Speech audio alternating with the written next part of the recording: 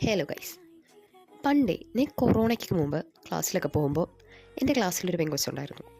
അവൾ പാടും, നന്നായി വരയ്ക്കും, അത്യാവശ്യമൊക്കെ പഠിക്കും. മിസ്സുമാർക്കൊക്കെ ഇവൾ നല്ല കാര്യമാണ്. അപ്പോൾ ഇവളോട് എല്ലാവരും മിണ്ടുമൊക്കെ ചെയ്യും. എന്നോട് അങ്ങനെ അധികം ആരും മിണ്ടില്ല.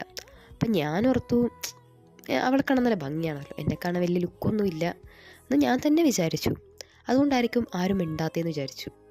നമ്മൾ അങ്ങോട്ട് പോയി മിണ്ടിയാലും ഇങ്ങോട്ടും ആൾക്കാർ മിണ്ടുള്ളൂ എന്നുള്ളൊരു കോൺസെപ്റ്റ് എനിക്ക് അപ്പോൾ ഒന്നും അറിയില്ലായിരുന്നു.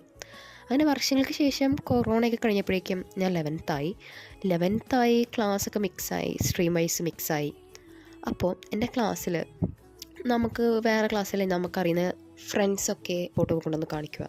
അപ്പോൾ കാണിച്ചപ്പോഴേക്കും ഇവനിങ്ങനെ പെട്ടെന്ന് പറഞ്ഞു, എന്താണ് കാണാൻ ഭംഗിയായിരുന്നു പണ്ട് നിന്നെ, അതായിരുന്നു നിനക്ക് ഭയങ്കര ഷോ. സത്യത്തിൽ എനിക്ക് ഷോ അല്ലായിരുന്നു, ഞാനൊരു ഇൻട്രോവേർട്ടായിപ്പോയി. എന്ത് പറയാനാ.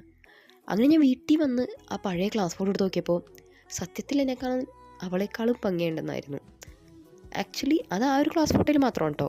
ഇവിടെ ഭംഗിയുടെ കാര്യമല്ല ഞാൻ പറയുന്നത്, നമ്മളെപ്പറ്റി നമ്മെ ഇങ്ങനെ ചിന്തിക്കുന്നു എന്നുള്ളൊരു കാര്യം. ഇപ്പം ഞാൻ